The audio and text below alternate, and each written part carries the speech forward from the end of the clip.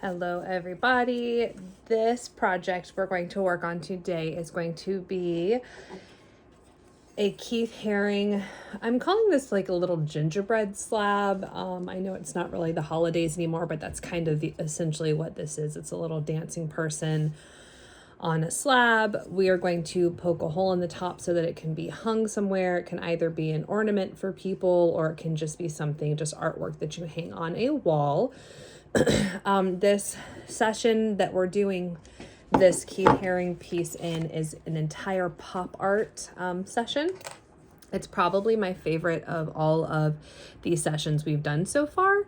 So I'm really excited about all of these. We have already test run them on a couple other classes and all of them have done really well. So if you guys stick to the lesson plan, I think you're gonna find that everything goes really smoothly. So for this project, what you're going to have, the supplies you're going to have a couple different laminated things here, as well as a little Ziploc baggie. So for this lesson, what we have found works best is if our kids have templates to use to cut out the shape of the dancing person.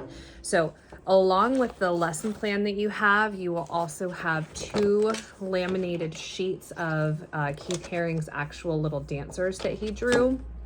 So what you will need to do, you also have a little Ziploc baggie, is you will need to cut out these dancers for your students' templates and then put them in this Ziploc baggie.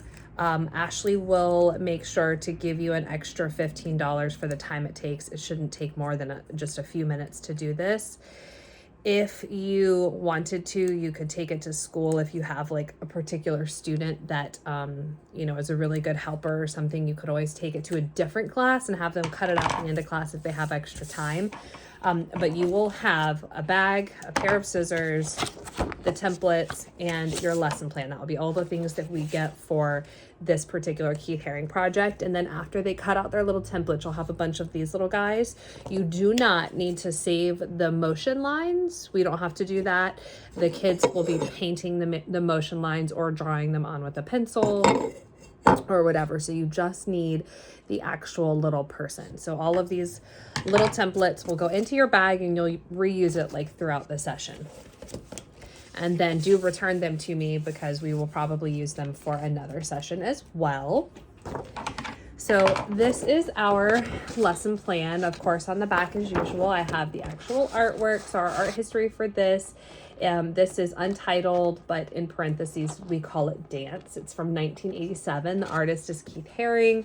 He was a fabulous individual. He believed that art should be affordable for everyone and not only the wealthy and the world's elite. So he created lots of graffiti style pop art.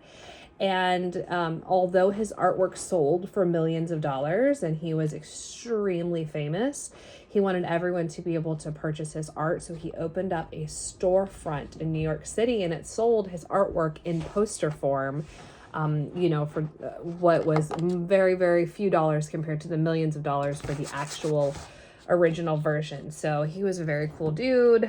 So this is what we're going to be making.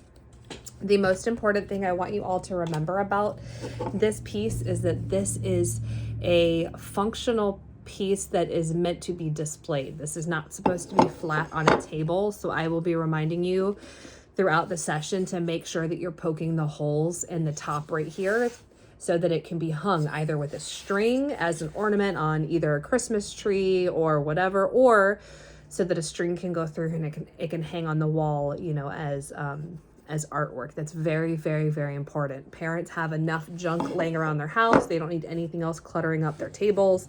We're already making 2 other things that have to sit on a table. So this needs to have a hole in the top. Remind your students at the beginning that they'll be getting a hole in the top. So put their people accordingly. If you put the head up here, it's going to have a hole right through the center of the head. So make sure that they know they need to leave a spot for that hole. I would also not suggest that your students make the hole because if they do, they might mess it up and rip through it. I would suggest that you make the hole.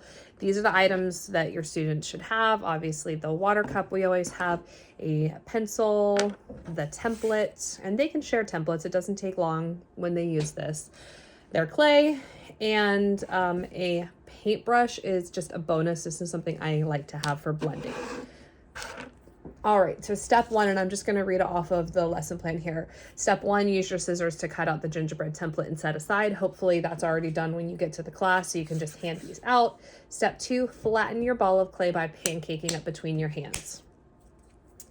This can be difficult for the kids to flatten and have them really be, what's the word? Like level. A lot of times it'll be like thicker in the center. Remind your kids not to hit it on the table. It will get stuck. They want to hit it in between their hands, just like they're making a pizza or something like that. And obviously if it's too thin, then it's going to crack or break. If it's too thick, it explodes. Some of our kids like to use their pencils to kind of roll it out. It will give it a funky texture that way. If it's an actual pencil, if it's one of our colored pencils, it works fine. They just need to be kind of gentle, but that's a really good way for them to see where the high and low spots are on this. They just will need to kind of flip it back and forth. I think that's actually a super cool texture now that I'm doing it with a regular pencil. That leaves some pretty cool lines, but they can just, you know, use the back of it. So we have a nice flat piece. You can see about how thick that is, just like a pancake, like you would get at a restaurant. Step number three, we're going to lay our gingerbread template on top of our slab. Boo, boo, boo, like this. And we're going to cut out our gingerbread template. And we're using our nice sharp pencil to do this. The kids, if you have, like, I know you all have your clay tools, they can use one of the knife tools to do that. But truthfully, I think that you just literally don't need anything but a pencil in your hands in pottery. I think that this is fine. If they just want to use a tool, that's fine, but this works just as good as well.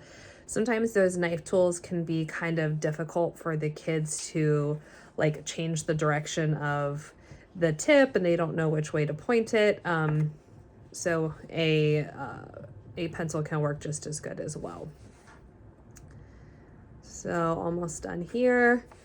There is kind of these weird little spots in between their arms and their legs that can be kind of difficult to get out. So if the student needs help with that, that might be something that you do have to help them out with. But other than that, should be all right. So we're going to remove this. We're going to get our little guy out here. Now, the reason that we made this part first and not the background first is because we want to make sure we have enough for our background. So I now have my little template cut out like this. This is my guy that goes on here. And then I did pick like the smallest one on here.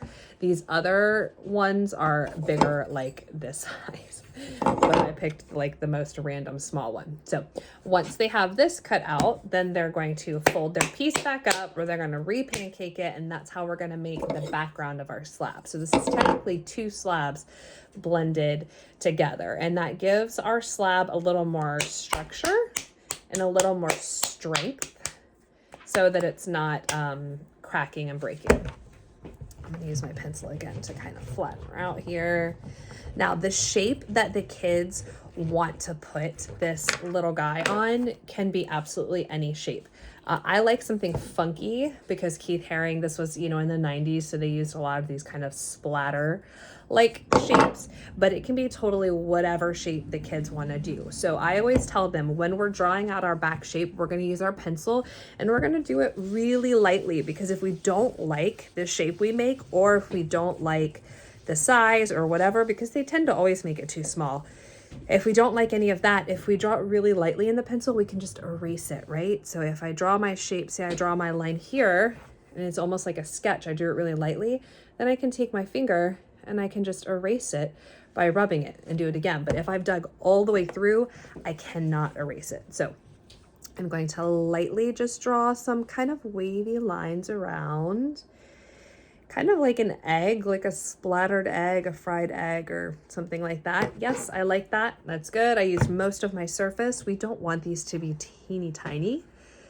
We want them to be about the size of, like, if a child opened up their hand, the size of, you know, their hand. Obviously, if they're a kinder or something, it's going to be a lot smaller, but just generally speaking, we've got a little bit of extra here. Generally speaking, we want it to be about the size of like their hand. So I've got my Back piece done. Always, always, always smooth out with a paper towel. Your student should have their wet paper towel with them. Smooth it out so we don't have these chunky little burrs on here. When those go into the kiln, they get very sharp. So I always tell my students, and it also just creates a much more finished look. So I've got my little shape here. Next step is I need to add my little guy onto my template. Now he's small because I chose this teeny tiny one. So I'm just gonna use my fingers to smooth out any of the burrs on him. Now I'm gonna add him to my piece. Before I have to do that, you guys know what we have to do. We have to score, which is we make our chicken scratch marks like this on front and back. That creates our Velcro for our clay to adhere. So I've got both my chicken scratch. I'm gonna dip my finger in the water. That acts as my slip. I'm gonna press it on really nicely, and then the magic touch here is we're gonna blend it with our pencil. This is why I really like my students to have a paintbrush, because the paintbrush also helps to really get in there and smooth out the lines. So it's almost like they're painting their border of this. And I did pick like the scratchiest, most sad little paintbrush here. So he's gonna leave a bunch of texture marks here. So once I get that on there, then I've really got him nice and secured. Awesome. All right, so there he's on here. Now we need to have our students add their other details. So on here, I've got these little lines all around the edge that gives it a border. We've got little polka dots in the center. Encourage them to get creative, think outside the lines, and make whatever kind of other details they wanna make for this. On my students, I will always say, hey, try and make a border, and then also try and add in the middle whatever else. So I'm gonna do the same thing I did on my other one over there. If they want to add with the pencil the movement marks, that's cool. I'm gonna do that on here. I'm gonna add the little headline for my guy. Okay, so that's pretty much it. Now, the one last thing, remember at the beginning, I told you the most important part about this, we need to poke our hole. So when the students are done, we're gonna write their name on the back. We're gonna write their name as big as possible on the back. That way, when I'm wiping off the back here in the studio, when I'm wiping all the glaze off of the back, if I erase some of the letters, it's okay because I still have most of the other letters. So when they're glazing these pieces, they always get some glaze on the back. Always, always, always. Before I put it in my kiln, I have to wipe off the back, because if I don't, it sticks to my kiln shelf. So I take a giant sponge and I literally wipe the whole thing. That's why when you have pieces that come back, if you can't read the whole name, it's because it wasn't written deep enough in there. That's why I say you should write it as big as you can, because I'm having to wipe the whole thing down before I put it into the kiln.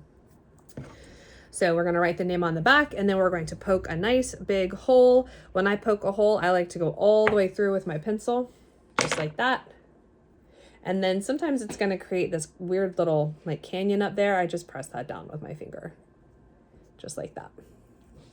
And that's it. That is your Keith Haring gingerbread ornament. Beep, beep, beep, beep. Good job, guys.